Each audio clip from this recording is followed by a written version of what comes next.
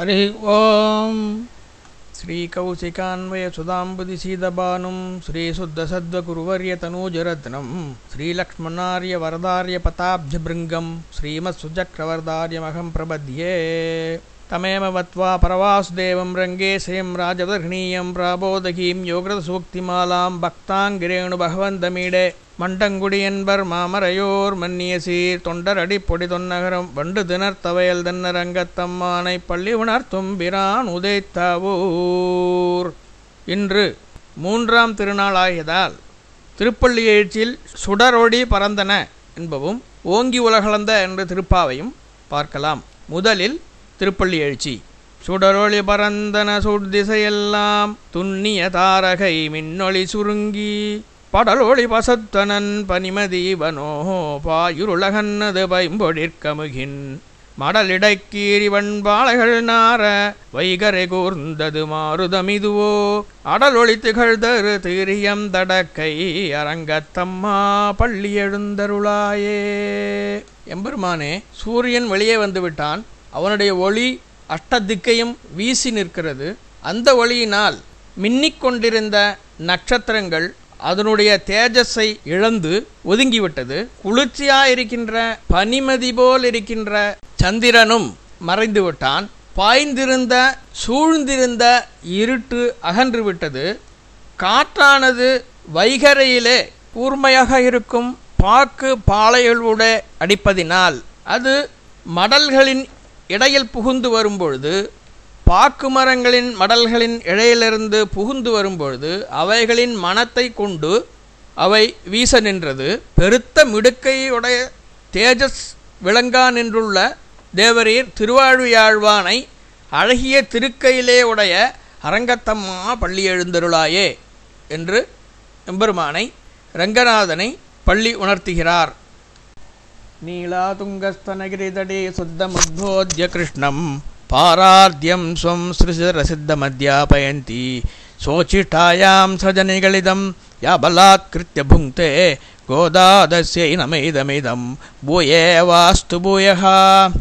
அன்னவயல் புதுவையாண்டாள் அரங்கற்கு பண்ணு திருப்பாவை பல்பதியம் இன்னிசையால் பாடிக் கொடுத்தாள் நற்பாமாலை பூமாலை சூடிக் கொடுத்தாளை சொல்லு. சூடிக் கொடுத்த சுடர்கொடியே தொல்பாவை பாடியளவல்ல பல்வளையாய் நாடு நீ வேங்கடவர்க்கென்ன விதி என்னையும் மாற்றம் நாம் கடவா வண்ணமே நல்கு. ஓங்கி உலகளந்த உத்தமன் பேர் பாடி ஓங்கி உலகளந்த உத்தமன் பேர் பாடி நாங்கள் நம் பாவைக்கு சாற்றி நீராடினால் நாங்கள் நம் பாவைக்கு சாற்றி நீராடினால் தீங்கி நின்னாடெல்லாம் திங்கள் மும்மாரி பெய்து தீங்கி நின்னாடெல்லாம் திங்கள் மும்மாரி பெய்து ஓங்கு பெரும் ஜனலூடு கயலூகள ஓங்கு பெரும் ஜனலூடு கயலூகள பூங்குவளை போதில் பொறிவண்டு கண்படுப்ப பூங்குவளை போதில் பொறிவண்டு கண்படுப்ப தேங்காதே பூக்கிருந்து சீத்தமுலை வற்றி தேங்காதே பூக்கிருந்து சீத்தமுலை வற்றி வாங்க குடம் நிறைக்கும் வள்ளல் பெரும் பசுக்கள் வாங்க குடம் நிறைக்கும் வள்ளல் பெரும் பசுக்கள் நீங்காத செல்வம் நிறைந்தேலோரெம்பாவாய் நீங்காத செல்வம் நிறைந்தேலோரெம்பாவாய் ஓங்கி உலகளந்த. நாம் முன்னமே பார்த்தோம். முதல் 5 பாசுரங்கள் அவதாரிகை என்றும் எம்பெருமான் 5 விபூதிகளாய பரத்வம், வியூகம், விபவம், அந்தர்யாமை மற்றும் அச்சாவதாரத்தில் முதல் பாசுரத்தில் நாராயணன் ஒருவனே ஜீவாத்மா ஆகிய நமக்கு பறைதர வல்லவன் என்று பரத்வத்தையும், 2வது பாசுரத்திலே பார்க்கடலில் பையத்துயின்ன பரமனடி பாடி என்று க்ஷீராப்திநாதனை பாடி வியூகத்தையும், 3 முதல் 5ஆம் பாசுரம் வரை விபவாதாரம் பாடினார் என்று. ஏஷ நாராயண ஸ்ரீமான் க்ஷீரார்ணவநிகேதன நாகபரியங்கமுத்ஸ்ருஜ்ய யாகதோ மதுராம்புரிம் என்ற ஸ்லோகத்தை அதே வரிசையில் அவதார வரிசையும் மாற்றாமல் தமிழ் படுத்தி கொடுத்திருக்கிறார். இன்று நாள்பாட்டாகிய ஓங்கி உலகளந்த உத்தமன் பேர்பாடி என்ற பாசுரத்தாலே எம்பெருமானுக்கு மட்டுமே பொருந்தும் உத்தமன் புருஷோத்தமன் என்னும் நாமத்தை உருவிட்டு அவன் புகழை பாடி இந்த பாவை நோன்பை நோற்பதற்காக நாம் நீராடினால் நீங்காத செல்வம் நிறைந்து எல்லோரும் நன்றாக வாழ வழிவகுக்கும் என்று இந்த பாவை நோன்பை நோற்க அனுமதி கொடுத்த பெரியோர்களையும் தாய்மார்களையும் தந்தமார்களையும் ஆயர்பாடி மக்களையும் வாழ்த்தி மங்களாசாசனம் செய்யும் பாசுரமாக அமைகிறது. முதலில் பாசுரத்தின் நேர்பொருள் பார்த்துவிட்டு ஏன் உள்ள அவதாரங்களிலே திருவிக்கிரம அவதாரத்தை முதலில் பாடி திருவிக்கிரமை உத்தமன் என்று சாதிக்கிறார் என்றும் சாதித்ததின் உட்பொருள் என்ன என்பதை விசேஷார்த்தத்தில் பார்க்கலாம். மூணாவது பாசுரத்தாலே ஓங்கி உலகளந்த உத்தமன் என்ற பாசுரத்தாலே எம்பெருமானின் விஸ்வரூபத்தை விளக்குகிறார். ஓங்கி உலகளந்த உத்தமன் பேர்பாடி, யார் பெயரை பாட வேண்டும்? ஓங்கி உலகளந்த உத்தமன் திருவிக்கிரம அவதாரத்தை இங்கே நினைவு கூறுகிறார். ஓங்கி உலகளந்த உத்தமன் பேர்பாடி நாங்கள் நம் பாவைக்கு சாத்தி நீராடினால், இந்த திருவிக்கிரமனின் பெயரை சொல்லி எம்பெருமானின் நாம சங்கீர்த்தனம் செய்து நாம் தீர்த்தமாடினால் தீங்கி நின்னாடெல்லாம் திங்கள் மும்மாறி பெய்து, அவ்வாறு செய்வோமானால் ஒரு தீங்கும் இல்லாத மழை மாதத்திற்கு 3 தடவை பெய்து சுபிக்ஷமாகும் என்று சாதிக்கிறார். மாசத்திற்கு 3 மழை எப்படி? முதல் 9 நாள் வெயில், 10வது நாள் மழை, அடுத்த 9 நாள் வெயில், 20வது நாள் மழை, அடுத்த 9 நாள் வெயில், 30வது தினம் மழை. இப்படி பூமி தாங்கும் அளவிற்கு மழை பெய்து பூமி சமுர்த்தியாய் நெற்கதிர்கள் விளைவதற்கு ஏற்றவாறு மழை பெய்ய வேண்டும் என்று சாதிக்கிறார். அதனால் என்ன சம்பவிக்கிறது? ஓங்கு பெரும் சென்னலோடு கயல்லூகள, ஓங்கு பெரும் சென்னல், சென்னல் சமுர்த்தியாயிருக்கிறதால ஓங்கி வளர்கிறது என்று சாதிக்கிறார். அங்கே வாமனாவதாரத்தை கூறினார். வாமனாவதாரத்தில் எம்பெருமான் குனிந்து குறுகி ஒரு பாலகனாய் வந்து நிமிர்ந்து உலகளந்தது போல சூரியன் உதிக்கிறதுக்கு முன்பு நெற்கதிர்களெல்லாம் கூனி குறுகி இருந்து சூரியன் வரவு கண்டு ஓங்கி வளர்ந்து நிற்கிறது என்று சாதிக்கிறார். அப்படி சமுர்த்தியாய் இருப்பதினால் தின்னு கொழுத்த வாழைகள், வாழை மீன்கள் அந்த கதிரின் இடையே துள்ளுகின்றன என்று சாதிக்கிறார். பூங்குவளை போதில் பொறிவண்டு கண்படுப்ப, குவளைப்பூவில் வண்டுகள், எப்படிப்பட்ட வண்டுகள்? பொறிவண்டு கண்படுப்ப, தன்மேல் வரி வரியாய் அழகாய் வரிகள் இட்டு கொண்டுள்ள வண்டுகள் குவளைப்பூவில் உறங்குகின்றன என்று சாதிக்கிறார். கண்படுப்ப என்று சாதிக்கிறார். அங்கே வயலில் இதுபோல நடந்து கொண்டிருக்கும் பொழுது தொழுவத்தில் என்ன நடக்கிறது? தேங்காதே பூக்கிருந்து, அது ஆயர்பாடி அல்லவா? அங்கே கற்றுக்கரவர்கள் கணங்களாய் ஆயிரக்கணக்கில் உள்ளது கொண்டு கறக்க வரும் கைங்கரியக்காரன் இவ்வளவு பசுக்களை கறக்க வேண்டுமா என்று ஆச்சரியப்பட்டு திரும்பி போகுதான் செய்யாதே, தேங்காதே பூக்கிருந்து, தேங்காதே மயங்கி நிற்காதே, அடுத்து சென்று சீத்தமுலை பற்றி அங்கே பசுக்களின் மடியை லேசாக தட்டி தொட்டாலே போரும், வள்ளல் பெரும்பசுக்கள் பாலை தானாக தருகின்றன என்று சாதிக்கிறார். வாங்க கூடம் நிறைக்கும் வள்ளல் பெரும் பசுக்கள், தொடராலாம் தொட்டுட்டங்க பாத்திரம் வைப்பா, அது நிறைஞ்சிரும், அடுத்தது மாத்துவா, இப்படி மாத்திண்டே இருப்பா. அவ்வளவு அளவுக்கு வள்ளல் தன்மை உள்ள பசுக்களா இருக்கின்றன என்று சாதிக்கிறார். பசுக்களுக்கு வள்ளல் தன்மை எங்கிருந்து வந்தது? ஆயர்பாடி. அங்கே கண்ணனுடைய கை ஸ்பர்சம் பட்டு கண்ணனுடைய வள்ளல் தனம் காருண்யம் பசுக்களின் மீது ஏறி பசுக்களும் பாலை வள்ளல் தனமாய் கொடுத்து கொண்டிருக்கின்றன என்று சாதிக்கிறார். கண்ணன் திருவடி ஸ்பர்சம் பட்டதால் ஆயர்பாடி சமுர்த்தியாயிருக்கிறது என்பதற்கு ஓங்கு பெரும் சென்னல் என்று நெல்கதிர்கள் வாமனாவதாரமோ என்று பிரமிக்கத்தக்க வண்ணம் ஓங்கி வளர்ந்திருக்கிறது என்று சாதிக்கிறார். கடைசியாக அவர்களை சிறுமிகளை பாவை நோன்பு நோற்பதற்காக அனுமதி தந்த பெற்றோர்களையும் அங்குள்ள தாய் தந்தையர்மாரையும் வாழ்த்தி அவருக்கு நன்றி சொல்லும் விதம் நீங்காத செல்வம் நிறைந்தேலோரெம்பாவாய், அங்கே நீங்காத செல்வம் நிறைந்து இன்புற்றிருப்பீர்களாக என்று வாழ்த்துகிறார். ஓங்கி உலகளந்த உத்தமன் என்று சாதிக்கிறார் என்று பார்த்தோம். உத்தமன் ஓங்கி என்ற வாக்குகளாலே ஓங்கு பெரும் சென்னல் என்று நெற்கதிர்கள் ஓங்கி செழித்திருப்பவை நினைவு கூர்ந்த ஆண்டாளுக்கு வைகரையிலே குறுகி இருக்கும் நெற்கதிர்கள் சூரிய ஒளிப்பட்டவுடனே நிமிர்ந்து கொள்வது குரலாகி நிமிர்ந்தவன் என்று திருமங்கையாழ்வார் சாதித்தது போல எம்பெருமானின் திருவிக்கிரமாவதாரம் நினைவுக்கு வருகிறது. இந்த அவதாரம் மிகவும் சிறந்த அவதாரம் அல்லவா? பிரணவ மந்திரத்தின் ரூபமாக எழுதியிருக்கிறார் இல்லையா? அந்த வாமனாவதாரத்தின் கதையை பார்த்துவிட்டு விசேஷார்த்தம் பார்க்கலாம். திருவிக்கிரமாவதாரம் எப்படி சிறந்தது, வாமனமூர்த்தி ஏன் உத்தமன், திருவிக்கிரமன் ஏன் உத்தமன் பார்க்கலாம். எம்பெருமான் சமஸ்த லோகத்தையும் படைத்தவன், அவனுக்கே எல்லாம் சொந்தம். எம்பெருமான் விஸ்வரூபி, ஜெகன் முழுதும் வியாபித்திருப்பவன், நீல நிறத்தோடு நெடுந்தகை என்று கம்பநாட்டாழ்வான் கூறியது போல் ஆஜானுபாகு, இந்த சமஸ்த உலகையும் ரூபமாக கொண்டவன். ஆனால் அவன் கூனி குறுகி ஒரு சின்ன பிரம்மச்சாரியாய் வந்து யாஜித்ததினால் தன் அடியவர்களுக்கு உதவுவதையே சித்தத்தில் கொண்டவன் என்பதை நிரூபிக்கப்படுகிறது. இங்கே சௌலபியம் புலப்படுகிறது. இந்திரன் அகந்தையால் நாளை அவதாரப்பட போகிறவன். அவன் வந்து சரணடைந்து கேட்க மகாபலியிடமிருந்து அவன் பிடுங்கிக் கொண்ட 3 லோகங்களையும் திரும்பி வாங்கி தருவதாக உறுதியளித்து தன்னை சரணடைந்தவரை காப்பதற்காக வாமனாவதாரம் செய்கிறார். இது பகவானின் சௌலபியத்தை காட்டுகிறது.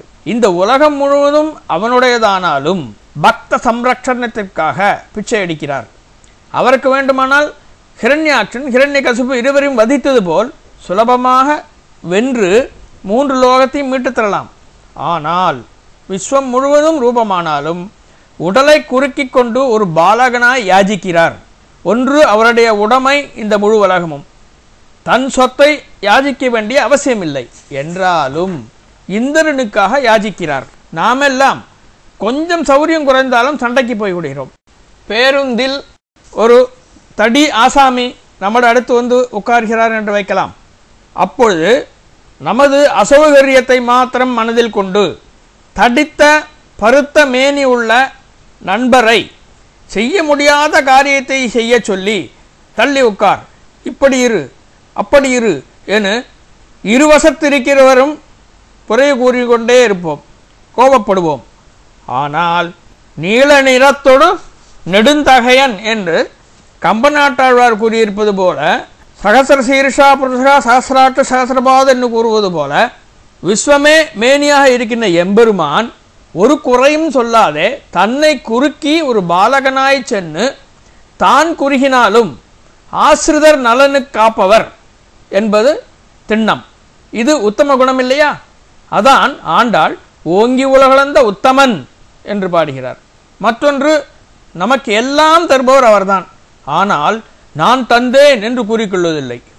மாறாக பக்தர்கள் கை எடுத்து மாற்றுன்னவரை, போரும் போரும் என்று சொல்கின்றவரை அருளை அள்ளி ஈய்பவர். கீதையில் பக்தர்கள் கை நீட்டுவதால் தானே நான் வல்லனாகிறேன், எம்மை வள்ளலாக்கியவர்கள் என்னிடம் கையேந்திய வள்ளல்கள் என்கிறார். இது சௌலபியத்தின் இலக்கணம். ஏன் மகாபலியை நேரே வதிக்காமல் வாமனனாக சென்றார்? மகாபலி இந்திரனின் 3 லோகங்களை பிடித்து வைத்திருந்தாலும், நிறைய தானங்கள் செய்தும், ஆச்சாரியரை போற்றியும், விருத்த பிராமணரை போஷித்தும் அவர்களின் வரம் வாங்கி வைத்திருந்தார். நீதி பாலிக்க அப்படி சென்று சுக்கிராச்சாரியார் தடுத்தும் கேளாத அவனது அகங்காரத்தை எம்பெருமான் தன்னிடம் பிச்சை கேட்கிறான், கொடுத்தால் உலகத்திலேயே எம்பெருமானுக்கு பிச்சை தந்தவன் ஆவேன், சிறந்தவன் ஆகிவிடுவேன் என்ற பேராசையை வைத்து அவனை வென்று அவன் யாகம் நிறைவேற விடாமல் செய்து 2 அடி மாத்திரம் அளர்ந்து உபனிஷத்து மிருகோ ந பீம குச்சரோ கிரிஷ்டாஹ யஸ்ரோருஷு துர்ஷு விக்ரமணேஷு அதிக்ஷயந்தி புவனானி விஸ்வா பரோ மாத்ரயா தனுவாவ்ரதான ந தேம மஹித்வம் அன்வஸ்னுவந்தி உபே தேவித்ம ரஜசி பிருத்திவ்யா விஷ்ணோ தேவத்வம் பரமர்சவிச்சே. தேவரீர், 3வது அடியை எங்கே வைத்தீர் என்பது உமக்கு மட்டுமே தெரியும் என்றபடி 3வது அடி அளக்காமல் விட்டு அவன் வேண்டுகோளின்படி சிரசில் பாதம் சார்த்தி இந்திரனுக்கு 3 லோகமும் மகாபலிக்கு தன் கருணையாய பாத ஸ்பர்சமும் கொடுத்து இருவருக்கும் நடுநிலைமை புரிந்தார். இப்படிப்பட்ட திரிவிக்ரமர் உத்தமர் தானே? அதுதான் ஆண்டாள் உத்தமன் என்ற பட்டம் கொடுத்தார். இதைத்தான் கூரத்தாழ்வார் சுவாமியை பார்த்து, எம்பெருமானை பார்த்து, உனக்கு இந்த உலகமெல்லாம் சொந்தம், எல்லாம் உன் உடைமையே, நீ அதை பிச்சை கேட்க வேண்டிய அவசியம் கிடையாது. நீ நினைத்திருந்தால் ஹிரண்யாட்சகனையும் ஹிரண்யகசிபுவையும் வதித்தது போல நிமிஷத்தில் வென்று 3 லோகம் திருப்பி எடுக்கலாமாயிருந்தது. ஒரு குள்ளனாய் உடம்பை குறுக்கி கொண்டு போக வேண்டிய அவசியம் கிடையாது. தேவரீர் குள்ளனாகி குனிந்து போயது வளர்வதற்காகத்தான். உம்மை வேத உபநிஷதங்கள் உலகங்கள் போற்ற வேண்டும் என்பதற்காகவே நீர் குனிந்து நிமிர்ந்தீர். நீர் பாலகனாகி பிச்சை எடுக்க போனதின் ரகசியம் இதுதான் என சாதிக்கிறார். இனி பூர்வாச்சாரியர்களின் சிறப்பு உரையை பார்ப்போம். திங்கள் மும்மாறி பெய்து என்று ஆண்டாள் பாடினார். அப்படி பாடியது மேலோட்டமாக பஞ்சம் காரணம் மழையைப் போல் தோன்றியாலும், மழை வேண்டுமென வேண்டுவது போல தோன்றினாலும், அவர் குறித்த மழை வெறும் மழையல்ல, திருமந்திர ஞான மழை பொழிந்து உங்களை நீங்காமல் பரமபதம் அடையும் வரை இருந்து புருஷார்த்தத்தை பெறுவீராக என்று வாழ்த்துகிறார். இது திருமந்திரத்தின் சிறப்பு இதில் உள்ளதால் ஸ்ரீ வைஷ்ணவர்களுக்கு மிகவும் முக்கியம். திருமந்திரம் என்பது ஆச்சாரியனிடத்து சமாசிரணம் ஆன எல்லா ஸ்ரீ வைஷ்ணவர்களுக்கும் தெரியும். ஓம் நமோ நாராயணாய. ஆண்டாள் சாதிக்கும் மும்மழை அனன்யார்க சேஷத்துவம், அனன்ய சரணம், அனன்ய போகத்துவம், இது 3ம் திருமந்திரத்தில் அடங்கியுள்ளது. முதல் வாக்கை எடுத்துக்கொண்டால் ஓம். இந்த ஓம் என்பதை பரம்பொருள் ஸ்ரீமன் நாராயணனுக்கே ஜீவாத்மா சொத்து, அவனுக்கே அற்றுப்போயவர்கள் என்று தெரிவிப்பதுதான் ஓம். அவன் தலைவன், நாம் அடியார்கள் என்பதை உரைப்பதே, அவனுக்கே நாம் அடியார்கள் என்பதை உரைப்பதே ஓம் எனும் பிரணவாகார மந்திரம். ஓம் ஓம் அகார உகார மகார இதி என்ற பிரகாரம் எம்பெருமான் ஒருவனே நம்மளை உடைமையாக்குகிறான், நாம் அவனுக்கே கடன்பட்டிருக்கிறோம் என்று கூறுவதாகும். இந்த வாக்கின் அர்த்தம் எப்படி உருவாகிறது என்று பார்ப்போம். ஓம் என்பதை அகார உகார மகாரம் இதே என்றபடி அ உ ம என பிரிக்கலாம். அ என்பது தொடக்கம். இந்த உலகை எம்பெருமான் படைத்ததால் அவனவே தொடக்கமாக இருப்பதால் இது எம்பெருமானை குறிப்பது, பரமாத்மாவை குறிப்பது. அயோனிஜனாய் உலகம் தொடங்குவதற்கு இந்த அண்ட சராசரங்களை படைத்து எவன் காரணபூதன் ஆனானோ அவனே எம்பெருமான், அவனே பரம்பொருள் என்பதை ஆ விளக்குகிறது. மகாரம் என்பது ஜீவாத்மா ஆகிய நம்மளை குறிக்கிறது. பரமாத்மா ஜீவாத்மா என்று சொன்னால் அதற்கு பொருள் ஆகாது. பரமாத்மாவிற்கும் ஜீவாத்மாவிற்கும் உள்ள பந்தம் புலப்படாது. அப்போ பாஷையின்படி வேற்றுமை உருவை சேர்க்க வேண்டும். இதிலே ஓம் நமோ நாராயணாய என்று இருப்பதால், நாராயணாய என்று வந்திருப்பதால் சதுர்த்தி விபக்தி முன்புள்ள 2 சொல்லிற்கும் பொருந்தும். அதிலே உ என்பது பரமாத்மாவிற்கே சேஷபூதர்கள் ஜீவாத்மாக்கள் என்று அர்த்தம் வருகிறது. ஆகையினால் ஓம் என்ற பதத்தினால் நாம் பரமாத்மாவிற்கே சேஷபூதர்கள், வேற ஒருவருக்கும் அல்ல என்பதை உணர்த்துகிறது. நமஹா பரமாத்மாவிற்கே நாம் கட்டுப்பட்டுள்ளோம் என்பதை அனன்ய சேஷத்துவம் புலனாகிறது. அனன்ய சேஷத்துவம் என்று கூறுவார்கள். அந்யன் வேறொருவன், அதன் எதிர்மறைக்கு ஆ சேர்க்க வேண்டும். ஆ அந்யன் அனன்யன் ஆகிறது. அவனை அல்லால் வேற யாருக்கும் நாம் அடிமை அல்ல என்று வரைப்பதுதான் அனன்ய சேஷத்துவம். அதை ஓம் என்னும் சொல் விளக்குகிறது. நமஹா என்பதில் உ ந அ உ ந ம என்று பிரிக்கலாம். அதற்கு அர்த்தம் மு நான், ந இல்லை நான், அதாவது நான் எனதில்லை என்று குறிப்பது. அப்பொழுது நான் எனதில்லை என்றால் என்ன அர்த்தம்? நான் உனக்கே உரியவன், நான் பரமாத்மாவிற்கே உரியவன், உன்னையே சரணடைய உள்ளவன் என்பது இதிலிருந்து தெளிவாகிறது. பரமாத்மாவிற்கு மட்டுமே அடிமை என்பது, வேறு யாரையும் சரணடைய மாட்டேன், அடிமை அல்லேன். இதுதான் அனன்ய சரணம். ஜீவாத்மா பரமாத்மாவிற்கு மட்டுமே அடிமை, வேற ஒருவருக்கு இல்லை என்பதுதான் அனன்ய சரணம். வேற ஒருவனையும் சரணடைய மாட்டேன் என்பதுதான் அனன்ய சரணம். மூணாவது வாக்கு நாராயணாய. கைங்கரியம் நாராயணனுக்காக, நாராயணனையே அனுபவிப்போம், கல்யாண குணங்களையே, அவனுடைய கல்யாண குணங்களையே அனுபவிப்போம்.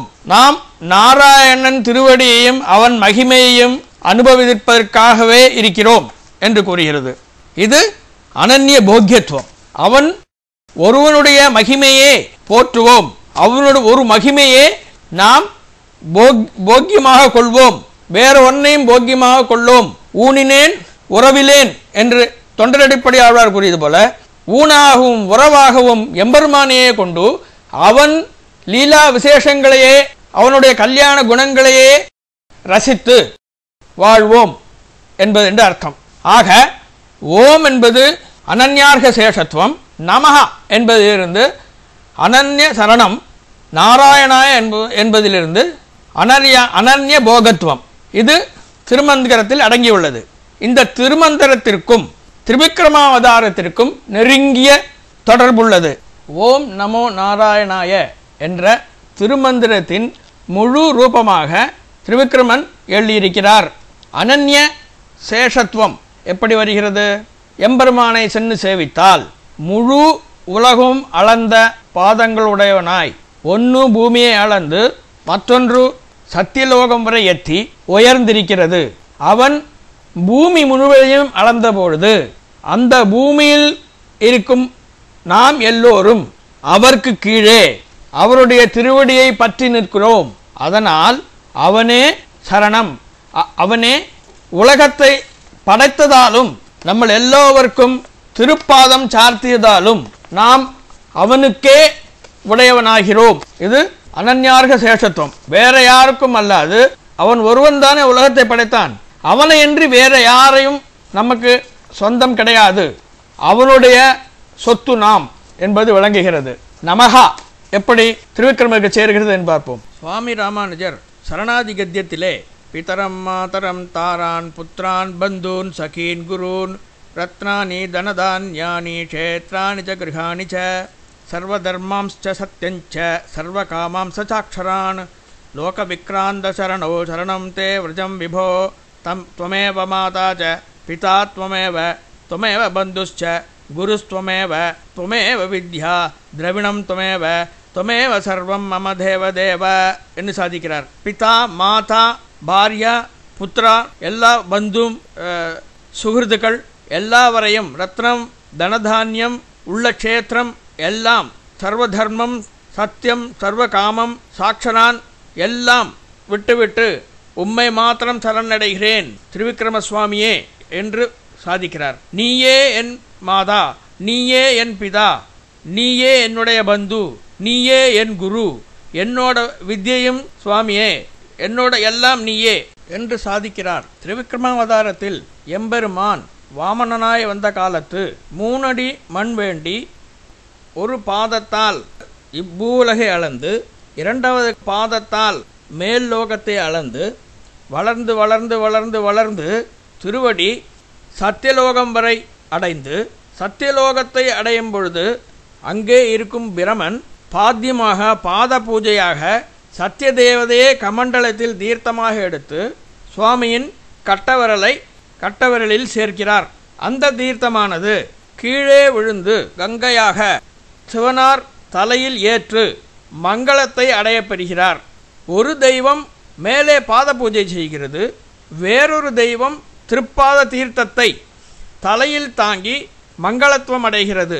அப்படி என்றால் பிரம்மாவிற்கும் புகழ் எம்பெருமானே, சிவனுக்கும் புகழ் எம்பெருமானே என்பதினால் அவரை விட சரணடைவதற்கு அவர் பாதத்தை விட சிறந்து ஏதாவது இருக்க முடியும். இதிலிருந்து அனன்ய சரணம் புலனாகிறது. இனி அனன்ய போக்கியத்துவம் எப்படி திருவிக்கிரமனாருக்குள் அடங்கி இருக்கிறது என்பதை பார்ப்போம். திருவிக்கிரமன் சுவாமியை சேவிக்கும்போது திருவிக்கிரமன் திருவடி நம்மளை எல்லாருக்கும் புகழாய் அமைகிறது. திருவிக்கிரமன் ஒருவரையே சரணடைவதற்கு என்றாகிறது. இந்த திருவிக்கிரமாவதாரமே ஒரு உலகத்தை அளந்த அதிசயமாக திகழ்கிறது. இப்படி ஓங்கி உலகளந்த உத்தமனோட குணத்தை பாடி அவருடைய வைபவத்தை கல்யாண குணங்களை பாடி பாடி அனுபவிப்பதை தவிர வேற ஒன்று அனுபவிப்பதற்கு இன்பமானது எது உள்ளது? அதனால் அவன் திருவடியே பாடி அவன் பெருமையே பேசி அவனுடைய லீலா விலாசங்களையே நினைத்து சந்தோஷம் பெறுவதை தவிர வேறு என்ன இன்பம் இருக்க முடியும்?